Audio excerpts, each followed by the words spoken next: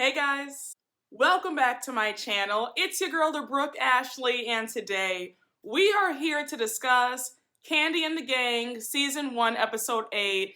And first things first, I know I've been gone for a minute, but I am back. Last week was a crazy busy week, but it was fun. It was my brother's birthday. We threw him a fabulous 30th birthday. If you follow me on Instagram, then you saw my IG stories, honey, and we did that. And you know that we can throw a party, honey. It was open bar, it was food, it was fabulous, the music. We rented out a private room in one of the hottest places in New York, and we just had the best time. His friends came out. I mean, we shut the place down, all right? And you know at that open bar, honey, we got lit. Good and lit, honey. I was 3 sheets to the wind. But this time of year is always super busy because it's my brother's birthday, then my birthday, which is next Friday, by the way. And then, the month of May, Mother's Day. My sister's graduating from college, so it's a lot. So I might be a bit jammed up with some of the recaps. Expect to be getting some maybe double Atlanta or Beverly Hills reviews. But I'm going to bring it to you, okay, as best as I can. But the doll does have a very full life, honey. But y'all, with all that being said, let's just jump right on into this recap because I have a lot to say. And Miss Safari and Patrick, y'all tried it. And Dominique, you got on my last good nerves in these last few minutes of this episode, okay? I need you to take accountability and own up to what you did. You were not being a good friend, so just take it on the chin, sis, and apologize. But again, let's not jump ahead, okay? And a quick side note, I thought that this show was gonna be, a cute 7 or 8 episodes. I had no idea that we were getting like 10 episodes. When I saw that this episode was not the finale, I was like, okay. So how much longer? Because, it's a cute show, but I don't care to see much more. And I know if I feel that way, then I know y'all feel that way. But anyhow, we start this episode off with Shawndreca, her fiance June, and Dominique out to have some lunch. So Shawndreca's like, hey girl, how was the rest of last night? So Dominique is telling what happened. And again, Patrick could have kept that party because it was just all the way lame. He didn't have any furniture. It was just a mess. So of course, Dominique brings up the whole mess with Safari saying how they weren't on the guest list. And then June interjects and he's like, we weren't there to be petty. Like, we were there to support them and try to bury the hatchet. So now June starts addressing Dominique and he's like, but in the future, we can't be doing that. If we all come together, we all need to leave together. Then he says that Dominique and Shawndreca's friendship needs to be a bit tighter. Now, you can already see that Dominique's face is kind of tight. She's kind of pissed off at June saying anything. But in my personal opinion, I wasn't mad at it. Like, I would have been upset too because that affected not only Shawndreca, but him as well. He was embarrassed to be sent away. And he has the right to say something. He didn't come at Dominique crazy. He didn't call her out her name. He didn't curse at her. I get a bit tired of people acting like somebody else's boyfriend or spouse can't say anything. If you did something wrong, then they have the right to address you. Of course, in a respectful manner, but I wasn't mad at June saying something. What Dominique did was wrong. And you can see that Shawndreca is happy that June's saying something to Dominique because she even says in her confessional that June doesn't play about her. And I was here for it. Again, I thought that June was respectful. He didn't come at Dominique crazy. He just told the truth. Because again, what Dominique did was not right. And if that's your sister, and if you love your friend to death like that, you don't do that. There is no way that I would have my friend embarrassed like that. If I tell you that we are going together and we're leaving together, then we're doing just that. I'm never going to be sitting up there smiling in somebody's face who doesn't like my friend. That's not happening. Dominique, you dropped the ball. It is what it is. So of course, Dominique's annoyed that June is saying anything to her. And she says in her confessional that Shawndreca needs to get her man and check him because he can't be going around saying things to her friends. I'm like, again, Dominique, you're just salty because you know that you're in the wrong. So now Shawndreca brings up how Torrin dropped the ball too. So now June interjects and says, yeah, I'm gonna talk to Torrin about that too because what he did was wrong. So now Dominique jumps in and she's like, oh, so you're going around checking all of Shawndreca's friends? And it's like, again, sis, you and Torrin dropped the ball. Torrin kept pressuring Shawndreca to go in the first place, and look what happened. She had egg on her face because she was turned away. Again, I could see you being upset if June wasn't there, but the fact that June was there and he was embarrassed because he was turned away as well, he has every right to air out his grievances as well.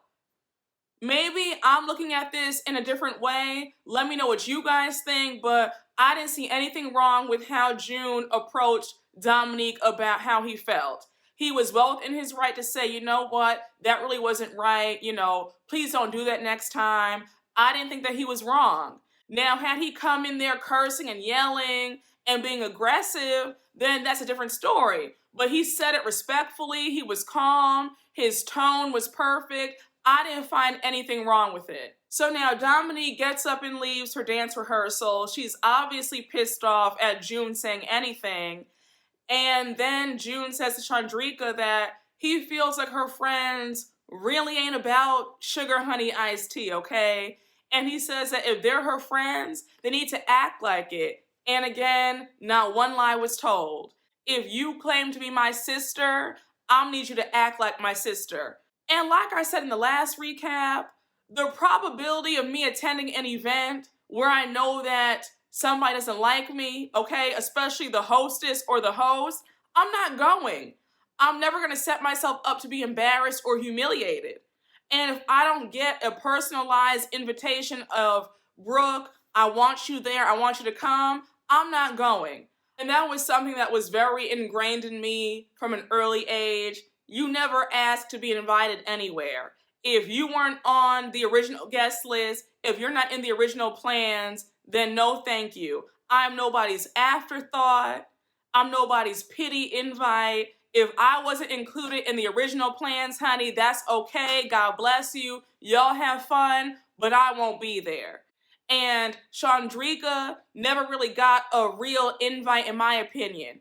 Patrick gave a general, oh, you guys are all invited, but that's not a true invite, especially when you guys already have a very funny history. So that right there, you shouldn't even have showed up in the first place. That was strike number one. Safari has a weird energy towards you. I definitely wouldn't have been there. Now we move on to the next scene with Patrick and Todd outside in the parking lot, and they're discussing Patrick's dreadful party with no furniture and no ambiance. But anyhow, they're talking about that, and now June pulls up in a brand new Mercedes, honey. Okay, it's matte black with a ribbon on it. I said, I know that's right. Now, what does June do? Because that hasn't been clear, okay? And I don't want to assume anything, but I said, what does June do? I'm just curious. But anyhow, June pulls up in the brand new Benz. He hops out. Patrick's being petty, and he charges him the $10 to park in his lot. So now June's being funny, like, he can't really find the cash to give Patrick. He's talking about Cashapp. So now Patrick's like, well, I'll just charge you $9 because obviously you're hurting to give me $10. I said, Patrick, can you stop it? I'm sure that June has $10 in his pocket, okay? He just didn't want to give it to you. The three of them get to talking, and Todd suggests that they all have a triple date to clear the air because they really should be cool with each other. Like, there shouldn't be any drama. I feel the same way too. There really shouldn't be any drama, especially since Shawndreca and Patrick are both in relationships, okay? Shawndreca is engaged. Patrick's been with Safari for he said a year and a half. So there shouldn't be any issues. I could see if one of them were still single, then I could see how it could be kind of awkward. But they are both happy in their new relationships, so it shouldn't be any tension. So now June and Patrick agree to clearing the air, meeting up, and just setting things straight. And then June calls Shawndreca from the hostess stand, and he's like, baby, come down. I have a surprise for you. So Shawndreca comes down to the parking lot, and she is overjoyed, okay? She has a brand new Mercedes Benz, and she's in the driver's seat, honey. She's like, okay, like, look at me. So now Brian, Richard, Brandon, Torrin come out, Dominique comes out. They're all squealing, super excited. And I couldn't stop laughing because since they all left the restaurant, there was nobody there at the hostess stand to greet the customers. I said, that's a damn shame. That was definitely a power play on June's move. Like, okay, you thought you humiliated me a few nights ago? I got you. Now I'm gonna come to your job and stunt on you by gifting my girl who you embarrassed this brand new Benz. So now Todd's like, okay guys, go back inside the restaurant and do your jobs. So Shawndreca goes back in, Dominique goes back in, and Brandon goes back in the restaurant. And now is Brian, Torrin, and Richard outside. June is still out, and he talks to them for a minute before he leaves. He addresses the party, and he's like, okay, so what was the deal with the guest list? Because why did that happen? Torrin is upset, and he says in his confessional that June should not be approaching him before Shawndreca does. I said, y'all keep saying this, but June was there. It wasn't like June was home and it was just Shawndreca. It was June and Shawndreca both being embarrassed. He has every right to express how he feels. Again, my opinion. Anyhow, we jump over to the next scene, and when I tell you, Brian is so silly. Everybody is over Brian's apartment because he's having a wig funeral. One of his favorite and oldest wigs has been worn out, okay? Like, he can no longer wear this wig out, so he is laying it to rest, giving her to glory. You know what? It's too much. So everybody's over. Shawndreca, Torrin, Richard to say their final goodbyes to Leslie Wig. Brian had me screaming. He's dressed in head to toe black, long veil covering his face, and he is wailing and screaming at the same time. So anyhow, they pay their respects to the wig, and now they go back inside and they chat. Now, Brian, you know I love you, but for a funeral, where is the food? Like, if you're gonna do it right, honey. I mean, there was no repast. There was no food. Like, where was the punch? You know black people love a good repast, okay? So anyhow, they start discussing Shawndreca's man, and they want to know what's up with him because he approached them the other day. And Shawndreca's like, well, you know, you did some shady stuff. And Brian says, your beef needs to be with Dominique, not anybody else.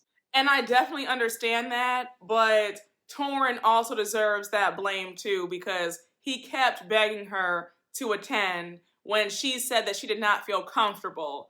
So now Torrin interjects and he brings up how he felt the type of way at June approaching him. So Shawndreca says, well, I'm annoyed because you kept pressuring me to go to the party when I didn't want to go. So now they go back and forth. Nothing's getting resolved. Shawndreca gets up and leaves. She's like, shout out to everybody. I have fun. Oh! Shout out to everybody. I had fun. I gotta be good. Now, in my opinion, all Torrin had to say was, Shawndreca, you're right. I'm sorry for that. You know, please forgive me. Because let's face it, anybody would be salty if they were standing outside of a club, an event, a party, and everybody else in the friend group is there. That's humiliating for anybody. And the fact that they were turned away, it made things even worse. they're a bit cavalier about how she feels. And she has every right to feel a type of way about that. Now we jump to the next scene, and it's the day of the triple date with Kandi, Todd, Shawndreca, June, Safari, and Patrick. And when I tell you, I was rolling my eyes during this scene. Safari just has such a nasty attitude. I'm like, girl, do you ever crack a smile? Do you ever have anything positive to say? Like, she was really pissing me off when Kandi was trying to clear the air between her and Shawndreca. And when Kandi said, have you guys ever officially met? And when Shawndreca said, no, we haven't. And then Safari's in the confessional saying, I'm not a child. Like, I don't need to meet her. And it's like, why can't you be positive? You really shouldn't have any beef with her in the first place. She has a man. She's not after Patrick. You can calm down. Like, what's your issue? That's a huge pet peeve of mine. People who have nasty attitudes for no reason. I can't stand that. I don't do well with that mean girl stuff or that dry personality. You think it's cute to be aloof and just rude. I don't do that. I'm not saying that you have to have a smile on your face, you know, from ear to ear every minute of the day, but you can be a friendly person. So now June cuts in. He wants to cut to the chase. He's like, is there any specific reason as to why Shawndreca wasn't invited? So now Safari says, because of their past relationship, and I just believe in protecting my space. Now again, sis, this woman has moved on. She has a fiance of 2 years. You and Patrick have been dating for 15 months. Why are you pressed about their past relationship? It's clear they don't have feelings for each other anymore, so why are you so pressed? I think that Safari is very manipulative, insecure, controlling, and miserable. You can tell that Kandi is upset because this conversation is not really going anywhere. Now she interjects and she's like, look, at the end of the day, Safari and Shawndreca should be cool. There shouldn't be any beef between them. Like, y'all need to just move on and start off on a clean slate. So now Shawndreca's like, yeah, you know, it's no beef, but why do I need to befriend her? And nobody's saying that you need to befriend her, but y'all don't have to have this awkward, tense energy. So now the conversation changes gears, and they start discussing how they met. Shawndreca and June met off of Tinder, and they say that it was supposed to be like a little fling, a little situationship, but then they fell in love, honey. So we find out that June gave her a ring a month into the relationship. So now it's Patrick and Safari's turn to discuss how they met. So Patrick starts saying that Safari slid in his DMs, and she's like, no, I did not, boy, like, don't even try it. So she goes on to say how she was hard to get. He was in her DMs for months. She finally gave him a chance because she thought that he was a trick. So Kandi's looking like, wait, what? Like, why'd you think he was a trick? Everybody at the table is shocked that she just said that. Even Patrick is shocked at her saying that she thought that he was a trick. He goes on to say that he ain't never been a trick for any woman, and the only thing that a woman has ever gotten from him is some good old D. I said, I'm not surprised. I said, as cheap and as broke as you are, you didn't even have any furniture in your home. You couldn't even pay Torrin for his services. So I know that you don't have any money to spoil a woman that you're with some gifts. And that really hurt my heart to hear that all those past girls only got some DICK from you and nothing else. Absolutely not. I'm gonna get some gifts, okay? Like Denzel said, I'm leaving out of here with something. Now we flip to a short scene with Brandon, Don Juan, Philip, and Dominique having a conversation at OLG about their relationship and who's going to move where. So Don Juan is going on about how this puts the restaurant in a bad spot and how one of them needs to move to a different location and who is it going to be. So they're kind of stuttering and stammering, you know, cats got both of their tongues. And Dominique says in her confessional that Brandon needs to move because she's been working at OLG longer than he has, okay? And like I said in the last few recaps, Brandon pursued Dominique. He is the manager. She's the bartender. He needs to take one for the team and switch locations. I'm still really irritated with how he just showed up to her dance rehearsal a few episodes ago. That wasn't cool at all. It made her look bad. I was like, what's wrong with you? Brandon is too damn old to be this immature. I'm sorry. He has got to grow up. So now we jump over and see two parallel scenes with Todd and Patrick hanging out at the barbershop and Kandi and Safari meeting up for some lunch. And Kandi wants to get to know Safari a bit more because she's kind of on the fence about her. We can tell that Kandi does not really care for Safari, and us viewers don't care for her either, but I digress. So in the first scene with Todd and Patrick is asking Todd, how did Todd know that Kandi was the one for him? Todd says that when he saw how loving she was towards her family, and then one day she had asked him to pray with her, and that's when he knew that that was his wife. So now Patrick interjects, and he says that he found a keeper in Safari, and he wants to propose to her. When I tell you I could not stop laughing when Todd and the barber burst out laughing at Patrick even saying anything about marriage, they both wanted to say, you already know that you're not ready to be married. I do not see Patrick as anybody's husband material anytime soon. He is a bit too goofy and immature for my taste. I don't see it. I don't think that Patrick and Safari are a good fit. She's way too serious, controlling, insecure. He seems very playful. Like, I just don't think that they mesh, but if they like it, then who am I to judge? But still, I think that Patrick has some growing up to do. I just don't think that he's ready to be married. But Patrick is going on about how Safari and him have a great time. They joke around a lot. And how she actually has a great personality. I said, she does? Well, how come we haven't seen it? And then Patrick says that Safari is his twin flame. And Todd was like, what the hell are you talking about?